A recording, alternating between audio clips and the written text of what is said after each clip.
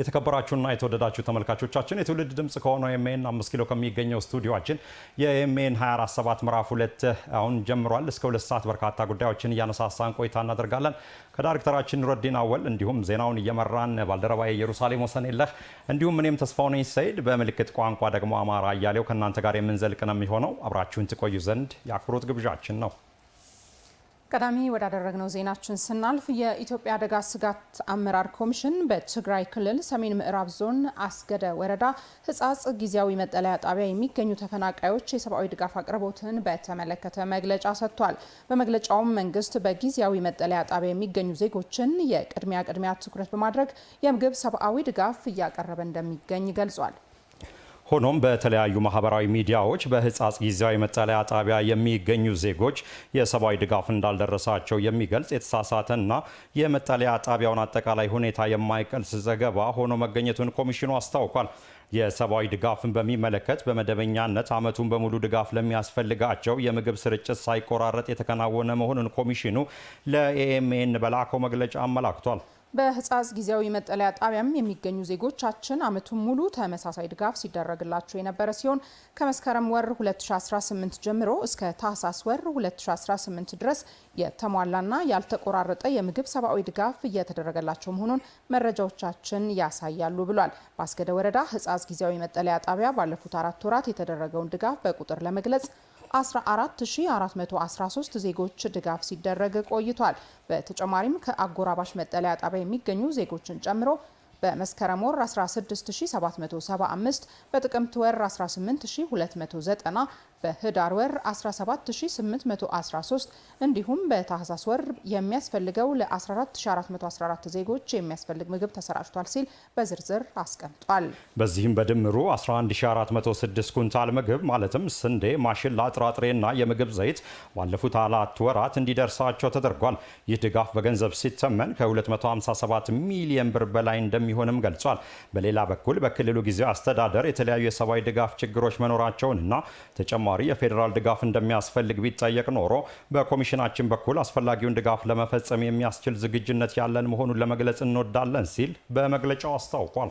ኮሚሽኑ ከላይ የተገለጸው እንደተጠበቀ ሆኖ ለተፈናቃይ ማህበረሰብ የሚላከው ድጋፍ ለታለመለት ዓላማ ብቻ መዋሉን የማረጋገጥና ክፍተቶች ቢኖሩም እንዲሟላ የማድረግ ኃላፊነት የክልሉና የአካባቢው ጊዜያዊ አስተዳደር መሆኑን ለማሳሰብ እንወዳለን ብሏል።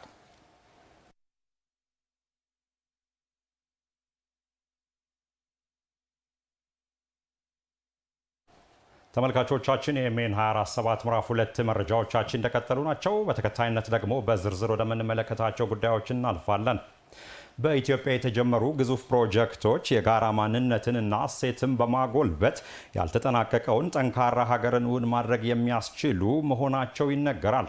በተለይም በጠቅላይ ሚኒስትር ዶክተር አብይ አህመድ ይፋ የተደረጉት የጉባ ብስራቶች ኢትዮጵያውያን አብረው ለመኖር ለማደግና ጠንካራ አንድነት ለመፍጠር ያላቸውን ፍላጎት የሚያስተሳስሩ ገመዶች ስለመሆናቸው ይነሳል። ተከታዩ የሪፖርተራችን ካሳሁን አንዱ ዓለም ትንታኔ ግዙፍ ፕሮጀክቶች ለሀገረ መንግስት ግንባታ ያላቸውን አስተዋጽኦ ያስቃኘናል። የማዕከላዊ መንግስቱ አይንና ጆሮ ተነፍጎት የቆየው ሶማሌ ክልል የተፈጥሮ ጋዝ ማምረቻ የአህጉሪቷም ግዙፍ የማዳበሪያ ፋብሪካ መገኛ ሊሆን ጉዞ ተጀምሯል። እንግዲህ ጎዴ ላይ የፈርቲላይዘር ፕላንቱ ብቻ አይደለም እየታሰበ ያለው፣ በአጠቃላይ በሀገር ደረጃ የፔትሮኬሚካል ኢንዱስትሪ ማቋቋም እንድንችል እሱንም ታሳቢ አድርጎ ነው። ከፍተኛ የወርቅ ክምችት ከሚገኝባቸው የኢትዮጵያ አካባቢዎች አንዱ የሆነው ጋምቤላ ክልል የወርቅ ፋብሪካ ተገንብቶለት የብሔራዊ ባንኩ መመኪያ ከሆነ 365 ቀናት ተቆጥረዋል። ይሄ የኤትኖ ማይኒንግ በዚህ አካባቢ ስራ መጀመር ያለው ፋይዳ ያ ይባክን የነበረውን ወርቅ ባጠረ ጊዜ በከፍተኛ ኳሊቲ በርከት ያለ ወርቅ ለማግኘት ያስችላል። አርብቶ አደርነት ብቻ መገለጫው የነበረው አፋር ከስንዴ አምራችነት ጋር በመቀናጀቱ የዱቄት ፋብሪካዎችን ትኩረት ከሳበ 2 ዓመት አልፎታል።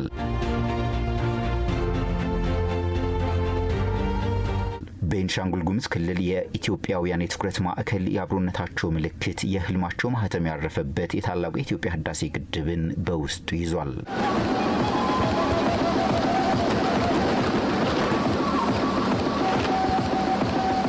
እነዚህ ክልሎች ከ2010 ዓመተ ምህረት በፊት አጋር የሚል ስያሜ ተሰጥቷቸው የኢንዱስትሪ ማዕከል ሊሆኑ ቀርቶ የአፈር ማዳበሪያ እንኳ በቅጡ የማይደርሳቸው አካባቢዎች ነበሩ። አፋር፣ ሶማሌ፣ ቤኒሻንጉል፣ ጋምቤላ በፖለቲካ ብቻ ለም የተገለሉት አርሶ አደሮቹም የተገለሉ ነበሩ።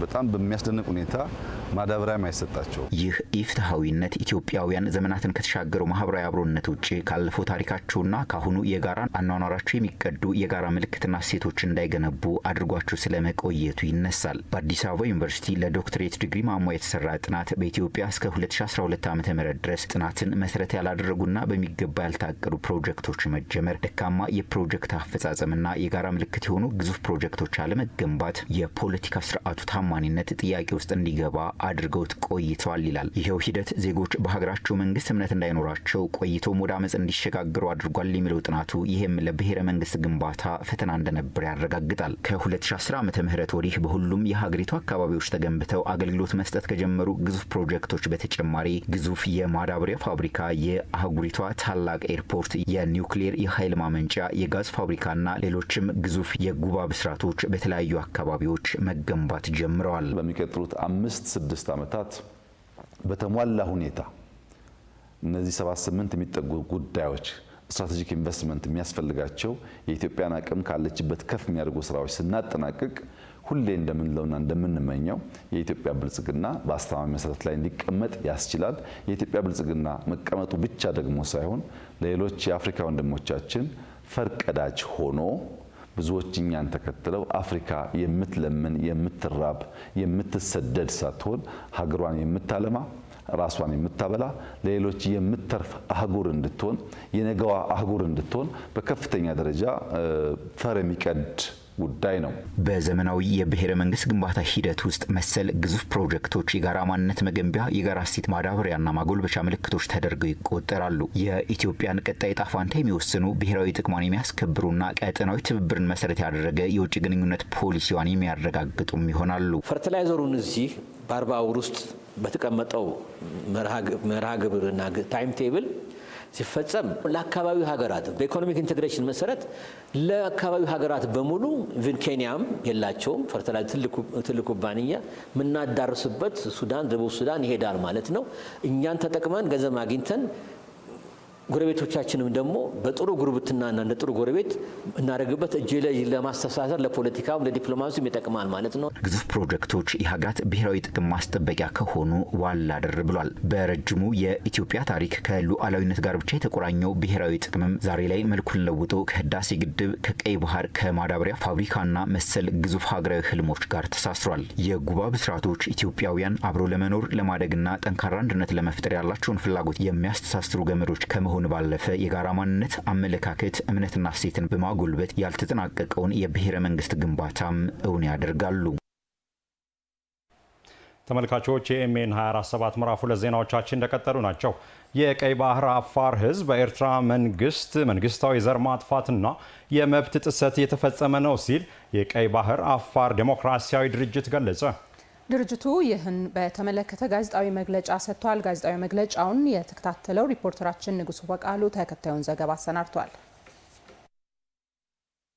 የኤርትራ መንግስት በቀይ ባህር አፋር ህዝብ ላይ የሰብአዊ መብት ጥሰት እያካሄደ እንደሚገኝ በተለያዩ ጊዜያት የሚወጡ መረጃዎች ይጠቁማሉ። የሰብአዊ መብት ጥሰቱን አስመልክቶ ለመገናኛ ብዙሃን ጋዜጣዊ መግለጫ የሰጠው የቀይ ባህር አፋር ዲሞክራሲያዊ ድርጅት የቀይ ባህር አፋር ህዝብ በኤርትራ መንግስታዊ የዘር ማጥፋትና የመብት ጥሰት እየተፈጸመበት ነው ሲል ወንጅሏል። የድርጅቱ ሊቀመንበር ኢብራሂም ሃሩን በመግለጫው እንደተናገሩት የኤርትራ መንግስት በአፋሮች ላይ ከህግና ከፍርድ ውጭ ግድያዎችና ዘር ተኮር ጭፍጨፋ፣ ያለ ፍርድ ማሰር ና ማሰቃየት፣ መሰወር፣ የግዳጅ ወታደራዊ ምልመላ፣ በግዳጅ ማፈናቀል እየፈጸመ መሆኑን ጠቅሰዋል። በኤርትራ መንግስት ማለትም የግድፍ ስርዓት በቀይ ባህር አፋር ላይ እያደረሰ ያለው የዘር ማጥፋት ሴራ መጀመሪያ ለዓለም አቀፍ ጋዜጠኞች ይህንን ጉዳይ አውቆ በቀይ ባህር አፋር ላይ እየደረሰ ያለው የዘር ማጥፋት ዘመቻ ለዓለም እንዲያሳውቁ ነው። እኛ ለብዙ ዓመታት ከነበርንበት መሬት እየጠፋን በኃይል እየተሰደድን እስራት፣ ያለ ፍርድ ገደብ የሌለው ወታደራዊ ግዳጅ፣ ሴቶችን መድፈር፣ ባህል መጥፋት፣ የኢኮኖሚ ማዕቀብ፣ ባህር ላይ ደግሞ እንደፈለገ እንዳይሰሩ ሰው ወጥቶ እንዳይገባ ሆን ብሎ ከ1993 ጀምሮ እየደረሰብን ያለው የዘር ማጥፋት ዘመቻ ለማቀለጥ ነው እዚህ የመጣ ነው። ድርጅቱ በአዲስ አበባ ለጋዜጠኞች በሰጠው መግለጫ የኤርትራ መንግስት ከ1993 ዓ.ም ጀምሮ በኤርትራ ደናክል አካባቢ የሚኖሩ የቀይ ባህር አፋሮች ላይ መንግስታዊ የዘር ማጥፋት የመብት ጥሰት እየፈጸመ ቆይቷል ብለዋል። ሊቀመንበሩ አክለውም ድርጅቱ የኤርትራ መንግስት በኤርትራ አፋሮች ላይ እያደረሰ ያለውን የሰብአዊ መብት ጥሰት 122 ገጽ ያለውን የሰብአዊ መብት ጥሰት ዝርዝር መረጃ ከነሙሉ ማስረጃው ለአፍሪካ የሰብአዊ መብት ኮሚሽን ክስ ማቅረቡን በመግለጽ ኮሚሽኑም ጥያቄውን ተቀብሎ መመዝገቡንና ለጥያቄው እውቅና በመስጠት የኤርትራ መንግስት በ60 ቀናት ውስጥ መልስ እንዲሰጥ ክስ መላኩን አሳውቀናል ብለዋል። ጋምቢያ ያለው በንጁል የሚገኘው የአፍሪካ ሰብአዊና ህዝቦች ኮሚሽን ላይ ያቀረበው ክሱ 122 ፔጅ ነው። ይሄ ደግሞ ሁሉም ሻዕቢያ በእኛ ላይ ያካሄደ ያለው የዘር ማጥፋት ዘመቻ ሁሉም የሚገልጽ ነው ሪፖርቱ። ስለዚህ ጁን 4 ላይ አስገብተን ነበር 2025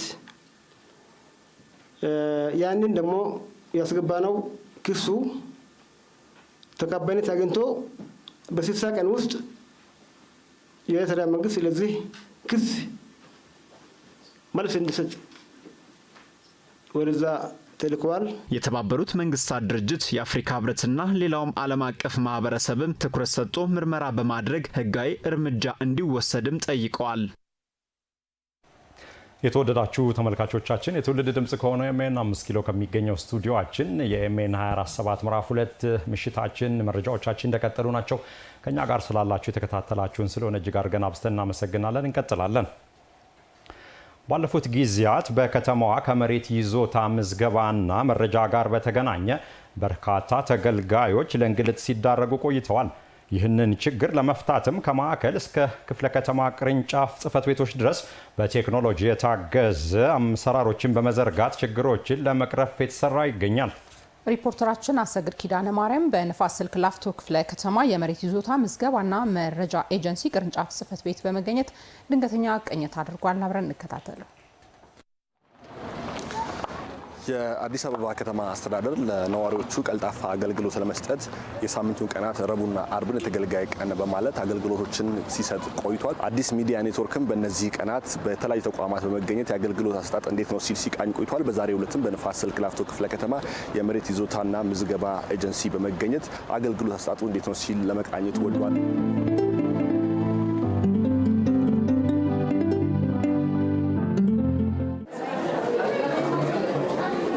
ስለ አገልግሎት እየጠየቅን ነበርና እያገኛችሁት ስላለው አገልግሎት ሀሳባችሁን ብታጋሩ። በፊት ይሻላል።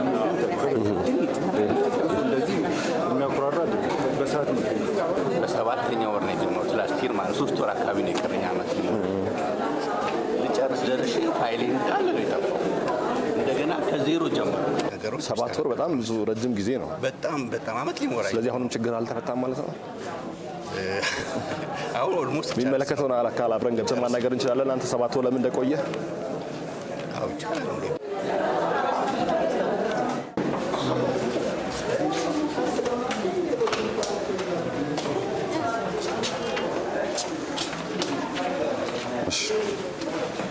ሰላም። እሺ፣ አንድ ተገልጋይ ነው የመጣሁት። አገልግሎታችሁን የሚተመለከት እንገኛለን። በርካታ ሰዎች አሉ። ከሰጡን ሀሳቦች መካከል አንደኛው ተደጋጋሚ ጊዜ እንድንመጣ እንደረጋለን፣ ረጅም ጊዜ የተመላለስን ሰዎች አለን የሚሉ ሀሳቦች አሉ። ፋይል እያየን ቢሆን ጥሩ ነው። በትክክል እኛ ጋር ተመላልሰዋል። ምክንያቱም እኛ ጋር የሚመጡ ተገልጋዮች መነሻቸው የመሬት ልማትና አስተዳደር ነው። መሬት ልማትና አስተዳደር ማህደር ከመጣ ጊዜ ጀምሮ እኛ ተገልጋይ ይሆናሉ ማለት ነው። በሁለቱ መካከል የተወሰነ ጋፕ ሊኖር ይችላል። ግን የእሳቸው ማህደር እስኪመጣም ቢሆን ሜቢ ቆየው ተንገላቸው ያሉት 7ኛ ወር ላይ ማህደር እንደመጣ ያሳያል። እኔ 9ኛ ወር አካባቢ ነው እዚህ ተቋም የመጣሁት። ምናልባት አንድ ተገልጋይ የሚጠበቅበትን ሁሉ መረጃ ሟልቶ ቢመጣ በምን ያህል ጊዜ ነው እናንተ በምን ያህል ጊዜ ያልቅለታል ብላችሁ ነው ስታንዳርድ ያስቀመጣችሁት? 15 ቀን የአንድ ዲጂታል ካርታ አድርጎ ለማውጣት 15 ቀን ይፈጃል ማለት ስታንዳርዱ ነው። 15 ቀን የተቀመጠን ስታንዳርድ እስከ 7 ወር ድረስ ከዛ በላይ እንግዲህ ተመላልሰዋል። ለምሳሌ ይሄ አሁን ማህደራቸው የመጣበት ነው። ፋይሉን ማየት ያለብን ለምንድነው ማህደር ከመጣ በኋላ ብቁ ሆኖ ተረጋግጦ ሊወጣ ይችላል። ቅድም ያልኳቸው የስፋት የሰነድ የአንዳንድ የህግ ችግሮች ደግሞ ኖረውበት ተመልሶ ያ ችግር የሚፈታው በመብት ፈጣሪው አካል በመሬት ስለሆነ ወደ መሬት በደብዳቤ የምንመልስበት አሰራር አለ። የእሳቸው በትክክል እኛ ጋር የተባለውን ጊዜ ቆይተዋል ወይ፣ በምን ምክንያት ያለ አግባብ ነው የቆዩት ወይስ ደግሞ ሌላ ፕሮብለም ነበረበት ማህደሩ የሚለውን ነገር ለማየት ማህደራቸውን እታች ወርደን ብናይ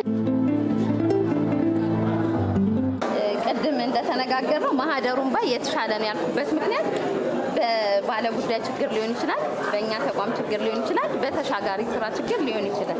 ስለዚህ እሳቸው እንዳሉ ማህደራቸውን እንዳየሁት እኛ ጋር በ29/7 እኛ ጋር መጥቷል ፋይላቸው ማለት የተቀበሉበትን ፊርማውንም ባላገኝም ማለት ነው። ግን ተቋሙ ወደኛ ጽፏል። ቀጣይ ስቴፕ የሚሆነው ምንድነው? ተገልጋዩ መጥቶ ፎርም አለ የሚሞላው ሰነዶች አሟልቶ ከዛ በኋላ ዲጂታል እንዲሆንለት ደግሞ እንዲመዘገብለት የተረጋገጠው ካርታ ወደ ሲስተም እንዲገባ ይጠይቃሉ። እሳቸው የጠየቁት አሁን ነው ቆይተው 4ኛ ወር ላይ። ስለዚህ እርሶ ለ4 ወር ያልመጡት ምንድነው? ይሄው ፋይል በመመላለስ ነው። እቻውን እንግዲህ ፋይል መዝገብ እናስወጣባት ነች። የለም ይባላል። አየው እዚህ ጋር የለም እየተባለ ይመለሳል። እንደዚህ ይመለሳል። ከወር በኋላ ነው ይባላል። ያ ነው ያለው ጋር እንጂ ለ4 ወር ሙሉ አልጠፉም። እሱ አልጠፉም። ይሄ ማህደራቸው ነው የሚያሳየው። ማህደራቸው ፎርም ይሞሉበት ነው። ካለቀ በኋላ መጥተው አገልግሎት አልጠየቁ፣ ክፍያ አልከፈሉ፣ ፎርም አልወጣሉ። ስንት ቀን ይቆያሉ? ምንም ይኸው ጨርሶ ፈርመው ደብዳቤያቸው መውሰድ ነው ስለጨረሱ ማለት ነው። ስለዚህ በመሀል ላይ የተፈጠረውን ክፍተት የማን ነው የምንበለው? እስከ መረጋገጥ ያለው የኛ ክፍተት ነው። ከመረጋገጥ በኋላ ያሉት ከ10ኛ ወር በኋላ ያለው ግን የተገልጋይ ክፍተት ነው። ምክንያቱም ቅድም እንዳልኩት ነው አገልግሎት መሙላት፣ ፎርም መሙላት፣ ክፍያ መክፈል የተገልጋይ ነው። እሱን ከጠየቁ በኋላ ጋፕ የለም ሰነዳቸውን እያየሁኝ ስለሆነ ማለት ነው። አገልግሎቱ በተቀላጠፈ ሁኔታ ነው በአንድ ቀን ሁሉ ነገር የጨረስኩት። ትናንትና መጣሁ፣ ትናንትናውን የጨረስኩትኝ። በሰዓታቸው ይጠቀማሉ፣ በሰዓታችን መተን በፍጥነት ነው የተስተናገድነው። ብዙ ለውጥ አለ። አክቹዋሊ እኔ እሷ ዛሬ ነበረ እዚህ አገኛታለሁ አለች። ኖቶ የሮብና አረብ ብቻ ሳይሆን በመጣው ሰዓት አገኛታለሁ። ከዚህ ፋይል ጠፍቶ በእሷ አጋጣሚ ያገኛል። የአገልግሎት መስጫ ቀናቶች ሮብና የባለጉዳይ ቀናቶች ላይ የሚሰጡት ብርቱ ጠንካራ በአዳራሽ ላይ የሚሰጡትን አገልግሎት ለማመስገን ነው። ከፍተኛ የሆነ መሻሻልን ስላሳዩ በተለይ ደግሞ በይዞታ መብት ፈጠራ፣ በአርሶ አደር ዙሪያ፣ በመሐንዲሶች ዙሪያ ከዛ በፊት ጠይቀ በወረፋ ነበር መሐንዲሶችን የምታገኘው። ከሌብነትና ብልሹ አሰራርን ከመከላከልም የአገልግሎት አሰጣጡንም ዘመናዊ አድርጎ ከመቆጣጠርና ከመደገፍ አንጻር ተቋማችን ላይ 32 ካሜራዎች ተገጥመዋል። እነኚህ ካሜራዎች በጣም ዘመናዊና ድምጽን ጨምረው እንቅስቃሴ ብቻ ሳይሆን እያንዳንዱ ሰራተኛ እያንዳንዱ ተገልጋይ በምን ሁኔታ የሚያወራውንም ንግግርም ጭምር እየሰማን የምንቆጣጠርበት ነው ማለት ነው። ማመናጨቅም ማንገላታትም ካለ በአካል ከመደገፍ ባለፈ በካሜራ በሞባይላችንም ላይ ጭምር እያየን የምንከታተልበት ነው ማለት ነው። ውድ ተመልካቾች መረጃዎቻችን እንደቀጠሉ ናቸው። ኢየሩስ እንግዲህ በአዲስ አበባ ከተማ በተለይ ባለፉት 2-3 ዓመታት በርካታ የስፖርት ማዘውተሪያ ስፍራዎች ከኮሪደር ከመልሶ ማልማት ስራዎች ጋር እንደተሰሩ ይታወቃልና ከዚህ ቀደም በአዲስ አበባ ሲነሱ የነበሩ የስፖርት ማዘውተሪያ ስፍራዎች ቦታዎች ችግር የተቀረፈበት ሁኔታ አለ። እንግዲህ ፕሮጀክቶች ላይ ከሰራን እነዚህ ስፖርት ሜዳዎች ዝግጁ ሆነዋል በየቦታው በአዲስ አበባ ባሉ በ11ዱም ክፍለ ከተማ በሚባል ደረጃ። ስለዚህ ኢትዮጵያ ነገ የአፍሪካ ዋንጫ ለመሳተፍም ለሌሎችም ለምታደርገው ጥረት እንግዲህ በርካታ አስተዋጽኦ አለው። በዚህም ላይ እንግዲህ የአዲስ አበባ ስፖርትና ወጣቶች ቢሮ ኃላፊ አቶ በላይ ስቱዲዮ ተገኝተው ማብራሪያ የሚሰጡን ነበረ። ይህን የተመለከተ ዜናችን ቀጣይ ነው። እንግዲህ በመዲናዋ የተገነቡ የስፖርት ማዘውተሪያ ስፍራዎች ጤናማና አምራች ዜጋ ለመፍጠር የጎላ ሚና እንዳላቸው ተጠቃሚ የከተማዋ ነዋሪዎች ገልጸዋል። ባልደረባችን ቤተልሔም አየነው ኮልፌ አካባቢ በሚገኘው መላጣ ሜዳ ተገኝታ ተከታዩን ቅኝት አድርጋለች። አብረን እንከታተላት። ከዚህ ቀደም በከተማችን እንዲህ አይነት የስፖርት ማዘውተሪያ ስፍራዎችን በየአካባቢው መመልከት እምብዛም የተለመደ አልነበረም። ዛሬ ላይ ግን የኮሪደር ልማቱን ተከትሎ ከዛም በተጨማሪ ደግሞ መንግስት ለስፖርቱ ዘርፍ የሰጠውን ትኩረት መሰረት በማድረግ እንደነዚህ አይነት የስፖርት ማዘውተሪያዎች ተገንብተው ለወጣቶች እንዲሁም ለማህበረሰቡ ክፍት ሆነዋል። ይህም ብቁና ንቁ ዜጋ ከመፍጠር አንጻር ከፍተኛ ፋይዳ እንዳለው ይታመናል። እንግዲህ ዛሬ በኮልፌ አካባቢ ተገኝተን የወጣቶች ስፖርታዊ እንቅስቃሴ እያደረጉ ነው። ከነሱም ጋር ደግሞ ከዚህ ቀደም ይህ ስፍራ ምን አይነት ገጽታ ነበር፣ አሁን ላይ ምን ትሩፋት ይዞ መጣ የሚለውን እንጠይቃቸዋለን። በፊት ያው ስሙ ምናልባት ካላወቃችሁት መላጣ ሜዳ ይባል ነበር። መላጣ ሜዳ የተባለበት ዋናው ምክንያት እጅግ አዋራማና በጋው ላይ አዋራማ፣ ክረምት ላይ ደግሞ ጭቃማ ነው። ብዙ ህጻናቶችም ለኛም ለትልቅ ሰዎችም የማይመች ሜዳ ነበር። ያው እንግዲህ እንደ ድል ሆኖ ከዛ ከባድ ችግር ተላቀን አሁን እንደፈለግን ክረምትም በጋም በዝናብም በፀሐይም ሜዳውን እየተገለገልንበት፣ ታዳጊዎችም እየተገለገሉበት ነው፣ ትልልቅ አዛውንቶችም እየተገለገሉበት ነውና እጅግ በጣም ትልቅ ልዩነት ነው ያለው። እጅግ ብዙ ህጻናቶች ነው ያሉት። በፊት ጠርተን የማይመጡልን ህጻናቶች አሁን ቀድመው ነው የመጡት፣ ትምህርታቸውን ጨርሰው በረፍት ጊዜያቸው። አዛውንቶች በትሬኒንግ ሰዓት እዚህ ሙሉ ቁጭ ብለው የሚዝናኑበት፣ ወክ የሚያደርጉበት እጅግ በጣም ለማህበረሰቡ ከምነግርሽ በላይ ጥቅሙን እያሳየ ያለ ማዘውተሪያ ስፍራ ነው።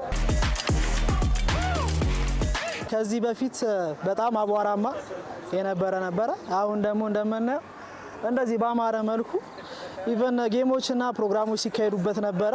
እንደሚታወቀው ስኬት የልምምድ ውጤት ነው። ስለዚህ ህፃናት እዚች ጋር ልምምድ ካደረጉ ስኬታማ የማይሆኑበት ምክንያት የለም። አደሴም ታይም ብዙ ወጣቶች ጤናቸውን ይጠብቃሉ። እንደዚህ አይነት የስፖርት ማዘውተሪያዎች መንግስት አዘጋጅቶ አበጃጅቶ ስለሰጠን አሁንም በድጋሚ ምስጋና እናቀርባለሁ።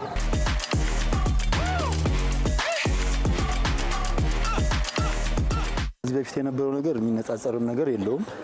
ይሄ እንደምታየው በጣም አዋራ ነበረ። ህፃናቶችንም እኛም ምንም በሽታ ነበር ቤታችን ይዘን የምንገባው። ይሄ እንደዚህ ከሆነ በኋላ ቆይቷል። ልጆቻችን ትሬኒንግ ከጀመሩ በጣም አሪፍ ነገር ነው። በጣም ደስ የሚል ነገር ነው ሁኔታው ያለው ነገር አሁን ይህ ሜዳ ከ40 ዓመት በላይ ቆየ። አፈሩ እየታጠበ መላጣ ሜዳ የነበረው ድንጋይ ብቻ ሆኖ ነበር እና ብዙ ወጣቶችም እዚህ መዋል ሁኔታ አደጋውም እየበዛ ሲሄድ ሜዳውም ደግሞ እየተሸረሸረ አልቆ ከአገልግሎት ውጭ ነበር እና ስፖርት ከሚጫወቱ ይልቅ በየሌላው ቦታ የሚዞሩ ወጣቶች ይበዙ ነበር። አሁን ግን መንግስትን በትልቅ አመሰግናለሁ ይህን በማድረጉ። ብዙ ወጣቶች የተሰበሰቡበት እየተጫወቱ ይገኛሉ። ወደፊትም ከ5 ከ10 ዓመት በኋላ ለብሔራዊ ደረጃ የሚደርሱ ልጆች ከዚህ ይፈጠራሉ ብዬ ነው የማስበው። ለምን ስሜቱ አሉ፣ ኮልፌ ላይ ስሜቱ አሉ። በቃ እህል ውሃ እንደሚባለው ስፖርትም ኮልፌ ህዝብ ላይ ስሜቱ አሉ እና ይህን ሜዳ እንደ ነፍሱ ነው የሚንከባከበው። ያለ አግባብም እንዲጠቀሙ ከጫማ ተመርጦ ነው የሚገባው። ሜዳው ላይ እንዳይጫጫር፣ እንዳይፋቅ፣ እንዳይላጥ ይደረጋል። ከዚህ በፊት ያለውን ገጽታ ሁላችንም እንደምናውቀው አፈር ነበረ፣ አዋራ ነበረ። ሁላችንም እዚህ ጋር የምታያቸው እንዳለ ተጫውተው ያሳለፉበት ነው። አሁን ያለው ገጽታ ደግሞ በቃ ተቃራኒ በይ የሚያምር ገጽታ ላይ ነው ያለው። አሁን የሜዳ ውስጥ ያለ ፍቅር ማለት ነው። ሜዳ ላይ ውጪ ላይ አታገኘው። ሁሉም ተሳስቦ ነው። ሜዳ ውስጥ ያለ ፍቅር አጫውቶሽ፣ አቀላልዶሽ፣ ስፖርት ጤናሽን ጠብቀሽ የምትወጪበት ነው።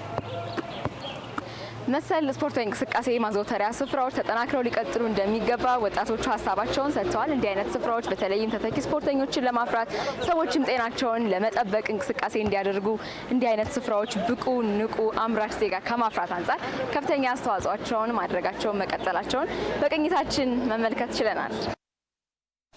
ተመልካቾቻችን በመከታተል ላይ ያላችሁት ከአዲስ ሚዲያ ኔትወርክ ኤኤምኤን በቀጥታ የሚተላለፍላችሁን ምዕራፍ 2 ኤኤምኤን 24/7 ነው። ከኛ ጋር ስላላችሁ እጅግ አድርገን እናመሰግናለን። ዜናዎቻችን አሁንም ወደ እናንተ መድረሳቸውን ይቀጥላሉ። የኮሪደር ልማቱ እግረኞች ከአደጋ ተጠብቀው የሚንቀሳቀሱበትን እድል የፈጠረ ስለመሆኑ ተጠቃሚዎች ገለጹ። በቀደሙት ጊዜያት ትኩረት ተነፍጓቸው የነበሩት እግረኞች ከልማቱ ተጠቃሚ ስለመሆናቸውም ተነግሯል። ሪፖርተራችን መቅደስ ደምስ በዚህ ጉዳይ ላይ ተጨማሪ ዝርዝር ዘገባ አጠናቅራለች። የቀደመው የአዲስ አበባ ከተማ የመንገድ መሰረተ ልማት የያዛቸው የእግረኛ መንገዶች የእግረኞችን ፍትሃዊ ተጠቃሚነት ያላረጋገጡ ብሎም ደግሞ እግረኞችን ለአደጋ ያጋለጡ ሆነው ይነሳሉ። እኔ ብዙ አመት ኖሬያለሁ። ወደ 40 ምናምን አመት ኖሬያለሁ። በፊት መጣበብ አለ፣ መጨናነቅ አለ። ወደ 40 አመት ሆነ። ዶሮ ጠባብ ነበረች እቺ ካሳንቺስ መውረጃዋ። እየተገፋፋን ከመኪና ጋር ነበር የምንሄደው። የእግረኛ መንገድ አይመች ነበር እና መኪናውን ሰው አንድ ተጋፍቶ ነበር የሚሄድ የነበረው። የኮሪደር ልማቱ ግን እነዚህን ችግሮች በብዙ የቀረፈ ስለመሆኑ የሚሰጡ ምስክሮች በርካቶች ናቸው። የእግር መንገዱ ለብቻው ነው፣ እንደ ልብሽ ነው የምትሄጂው። የመኪናውን መንገድ ሰፊ ነው፣ እንደ ልቡ ነው። ምንም ሌላ እንከን የሚወጣለት የለም። ይኸው እንግዲህ ከዚህ በላይ ምን ይሰራል? ሁላችን በመንገዳችን ይዘን ነው የምንሄደው። አሁን ለእግረኛው ልዩ ትኩረት በጣም ተሰጥቶታል። ምክንያቱም ሰፋ ብሎ የሚሄደው ተዝናንቶ ነው። ከመኪና ጋር ያለው ርቀት ብታየው በጣም ቆንጆ ነው። የሚያገናኘን ነገር የለም። ምንም ይሁን ደካማም ይሁን የሚያሰጋው ነገር የለም። እኛም መብታችን ነው። በዚህ መኪናም ተፈቅዶለታል፣ መዛ ነው የሚሄደው። ስለዚህ ለአደጋ የሚዳርግ ነገር የለም። በሰላማዊ መንገድ ነው የምንሄደው። ተደስቶ እየተንደላቀቀ ይሄዳል። መኪና ይገላመጥ ነው። መኪና ይገፋኛል፣ ምን ይለኛል አይልም። ሁሉንም እያማከለ ነው። ቆንጆ መንገድ ነው። ቆንጆ ሁናቴ ነው። አሁን ያለው ነገር ላይ በጣም ህብረተሰቡ እንደ ልቡ ነው የሚንቀሳቀሰው። ተማሪ እንደ ልቡ እኩል ሆነዋል ማለት ነው። ጥሩ ነው። በቃ አሁን ቆንጆ ነው የሚለው መንግስት እየሰራ ያለው ነገር ህዝቡ በሚጠቅም ሁኔታ በጣም ይበል የሚባል ደስ የሚያሰኝ ነገር እያደረገ ነው። አደጋው ቀንሷል፣ ምንም ጥያቄ የለውም። በነፃነት እንደ ሰለጠነ ሀገር ነው የምንሄደው። በትምህርት በስራ የደከመ እግረኛ የመዲናዋ ነዋሪዎች ታዲያ ከኮሪደር ልማቱ ጋር ታከው በተሰሩ መሰል የማረፊያ ስፍራዎች እንደዚህ አረፍ ብለው ንጹህ አየርን የሚያገኙበት እድልን አብረው የያዙ ናቸው። ለመዝናናት በጣም መንገዱ ደስ ይላል። መብራቱም ስፋቱም በጣም ለመዝናናት በጣም ቆንጆ ነው። አትክልቱም ችግኞቹንም ሁሉም መናፈሻውም በጣም ቆንጆ ነው። ደስ ይላል። ሁሉ ነገር ማረፊያውም መቀመጫውም ማረፍ ብለን ተዝናንተ ሲደክመን ቁጭ ብለን እንመጣለን እና ቆንጆ ነው። በዚህ ጉዳይ ላይ የአዲስ አበባ ከተማ የመንገዶች ባለስልጣንን እንጠይቃለን። ልማቱ ከተሰራ በኋላ ደግሞ እንግዲህ እንደምናየው ነው መሰረተ ልማቱና እነዚህ ችግሮች በመንገዱ ተቀረፉ ማለት እንችላለን። አሁን ላይ እንደምታየው ለብቻው ግሪን ስትሪፕ ተደርጎለት ለብቻው ግሪነሪው ለብቻ መብራቱም እግረኛ መንገድ ላይ መሀል ላይ ሳይሆን ወደ ዳር ወጣበትና እግረኛው ሞር በቃ ሪላክስድ ሆኖ ከአደጋ ነፃ ሆኖ እግረኛ ወክ እንዲያደርግ የሚያበረታታ ሁኔታ ነው ያለው። የሳይክል መሄጃ ለብቻውን ልክ እንደዚሁ አለ። አካል ጉዳተኛውንም ወክ ማድረግ የሚችለውንም ሁሉንም ታሳቢ ባደረገ መልኩ ነው አሁን የተሰሩት። በዛ መልኩ አሁን እየሰራናቸው ያሉ የእግረኛ መንገዶችም የኮሪደር ልማቶችንም ዓለም አቀፍ ስታንዳርዶችን በአማከለ መልኩ እየተሰሩ ነው። በአዲስ አበባ ከተማ የተገነቡ የገበያ ማዕከላት ጥራት ያለው ምርትን በተመጣጣኝ ዋጋ ለማህበረሰቡ እንዲቀርብ በማድረግ የኑሮ ውድነቱን እያረጋጉ መሆናቸውን ሸማቾች ገለጹ። ከዓመታት በፊት ይስተዋል የነበረው የደላላ ሰንሰለት ተበጥሶ አምራችና ሸማቹን በቀጥታ እንድንገናኝ በመደረጉ ተጠቃሚ ሆነናል ሲሉ አምራቾች ተናግረዋል። ሪፖርተራችን ሄለን ጀንበሬ በላፍቶና አቃቂ ቃሊቲ ክፍለ ከተማ ተገኝታ ዝርዝር ዘገባ አጠናቅራለች። ሸዋዬ ከፍ ያለው እንደሚከተለው ታቀርበዋለች። ድሮ በጣም እንቸገር ነበር። ገና ሰው ለምን ደላላ ለምን እርሱ ነገር ተይዞ ምን ተብሎ ነው የሚሸጠው? እንደፈለገ አድርጎ ነው ከኛ የሚገዛው። ምክንያቱም እኛ መወሰን አንችልም። የሚወስነው ደላላ ነው። በፊት በደላላ ነበር የምናመጣ የነበረ። በጣም እንግልት ያለው በዚህ በፊት ያው መሀል ላይ ደላላ ምናምን ብዙ ሰው ነበረ። ስንመጣ ለመግዛት ብቻ ትንሽ እንቸገራለን። ዋጋ ምናምን ከዓመታት በፊት እንደነዚህ አይነት የሮሮ ድምጾችን መስማት የተለመደ ነበር። ይህን ችግር የተረዳው የአዲስ አበባ ከተማ አስተዳደር የኑሮ ውድነቱን በማቃለል ለከተማ ነዋሪዎች በተመጣጣኝ ዋጋ በቂ ምርቶች አግኝተው ኑሯቸውን ይደጉሙ ዘንድ በርካታ ስራዎችን አከናውኗል። ከእነዚህ ስራዎች መካከል በከተማው መግቢያና መውጫ በሮች ተንተርሰው የተከፈቱት የገበያ ማዕከላት ተጠቃሾች ናቸው። የገበያ ማዕከላቱ የነበረውን የደላላ ሰንሰለት በማስቀረት አምራቹንና ሸማቹን በቀጥታ በማገናኘት እንዲገበያዩ እያስቻሉ ናቸው። አምራች አርሶ አደሮች ያመረትነው ምርት በአግባቡ ለተጠቃሚ ደርሶ እኛም ትርፋማ እንሆን ዘንድ መንግስት በገበያ ማዕከላቱ ውስጥ የመሸጫ ሱቆች ማመቻቸቱ ተጠቃሚ እንድንሆን አስችሎናል ብለዋል። መንግስት ምስጋና ይግባውና ባለቤት ሆነን ቀጥታኛ እናመርታለን። ሲደርስ ቀጥታ አምተን እዚህ እንሸጣለን ማለት ነው። እና የራሳችን ነው፣ የራሳችን ማሳ ላይ የምናመርት ነው። አሁን ምንም ጣልቃ ገብነት አንድ ነገር የለም። ቀጥታ አምተን የሚሸጥ ነገር ነው ማለት ነው። ሰርገኛም፣ ነጭም፣ ቀይም ሁሉም አለ። በቃ በቅናሽ ዋጋ ነው የምናቀርበው። ኩንታል ነው በኩንታል 12000 ነው ከና ወፍጮም እዚህ ነው። ሸማቹም ገዢውም ተጠቃሚ ነው በዚህ መሀል። ምክንያቱም እኛ አሁን ቀጥታ እዚህ ጋር ስናመጣ ደላላ መሀላችን ስለሌለ በጣም ቅናሽ በሆነ ዋጋ ነው የምንሸጠው። አሁን ግን መንግስት ባመቻቸልን መልክ በቃ ሱቅ በዚህ ሱቅ እየገስገባን መሸጥ ጀምረናል። ያው እዚህ መንግስት ይህን መጋዘን ሰጥቶን እንድንጠቀም አደረገን። ከደላላ ነፃ ሆነን ነው የምንሸጠው። ቅናሽ አድርገን ነው የምንሸጠው 15%፣ 20%። በገበያ ማዕከላቱ ሲገበያዩ ያገኘናቸው ሸማቾች የግብርናና የኢንዱስትሪ ምርቶች በበቂ ሁኔታ በማቅረብ በተመጣጣኝ ዋጋ እንድናገኝ በማድረግ የኑሮ ውድነቱን እያረጋጉ ይገኛሉ ሲሉ ገልጸዋል። በፊት ስገዛ የነበረው እስከ 140 ብር 130 ነበር አሪፍ ጤፍ የሚባለው። እዚህ ግን በ110 ብር ነው እየገዛ ያለሁት እና ያው በጣም ቅናሽም ስለሆነ እስከ 100ም ከዛም በታችም ይኖራል። ግን ያው አሪፍ ጤፍ የሚባለው በቃ በተመጣጣኝ ዋጋ ነው፣ በቅናሽ ዋጋ ነው። ውጪ ላይ ከ30 እስከ 40 የሚሸጠውን እዚህ በ110 ብር እየገዛን ነው። ቀይ ጤፍ እንግዲህ ነው የገዛሁት። ቀይ ጤፍ እስከ ማስፈጫው እስከ 100 ብር ነው ያሉኝ። የጤፉ ዋጋ ያው 95 ብር መምጣቱ ነው። ያው በኪሎ በጣም አሪፍ ነው ባይ ነኝ። ሌላ ቦታ ቢሄድ እንግዲህ እንደ በፊቱ ቢሆን በውጭ ቢሆን 120 110 በታች ይገኛል ብዬ አላስብም። ቢያንስ አሁን ሱቅ ላይ እስከ 350 እስከ 330 ሲሆን ምስር እዚህ 280 ነው። በጣም ልዩነት አለው እና እዚህ መተን ነው የምንገዛው። ምርቱ በጣም አሪፍ ፍርፍር ከሌላ ቦታ ካለ እዚህ ያለው ነው የሚሻለው። ዋጋችን ያ ከኪሳችን አንጻር ነው። ሌላ ቦታ 850 እስከ 9 ያለው ነው፣ ግን እዚህ አሪፍ ነው። ከኪሎ እስከ 650 እስከ 700። የአዲስ አበባ ከተማ ንግድ ቢሮ ምክትል ኃላፊ አቶ ጸጋዬ ደበሌ በከተማ ያለውን የገበያ ሁኔታ ለማረጋጋት ያስችል ዘንድ በማዕከላቱ የሚቀርቡ ምርቶች ላይ ያላስፈላጊ ዋጋ ጭማሪ እንዳይደረግ ቁጥጥርና ክትትል እንደሚደረግ አብራርተዋል።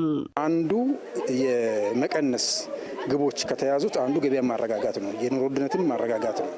በስፋት ምርቱ እንዲገባ ኑሮ ውድነትን መቀነስ ስለሆነ 5ቱ ገበያ ማዕከላት በአጠቃላይ ከ10 ቢሊዮን በላይ ነው ከተማ አስተዳደሩ ወጪ ያወጣበት። ቀላል ወጪ አይደለም። ንግድ ቢሮ ደግሞ ይሄንን ተቀብሎ ማኔጅ የማድረግ የመደገፍ፣ የመከታተል፣ የመቆጣጠር ማንዴቱ በእኛ ነው ማለት ነው። ስለዚህ ሁሉንም ሱቆች በትስስር እንዲያልፉ ይደረጋል። በእኛ በኩል ድጋፍ ይደረጋል፣ ስልጠናም ይሰጣል። የገበያ ዋጋ ጥናት አለ፣ ዲፓርትመንት አለ። በዛ ዲፓርትመንት ዋጋ እናወጣለን። ከዛ በላይም አይሸጡም። እነሱም ውለ ስላላቸው በሰንዳይ ገበያም በእኛ ዋጋ ነው፣ በገበያ ማዕከልም በእኛ ዋጋ ነው። ነፃ ገበያ እንግዲህ በብዙ እጥፍ ቀንሶ ነው እዚህ የሚሸጠው ማለት ነው።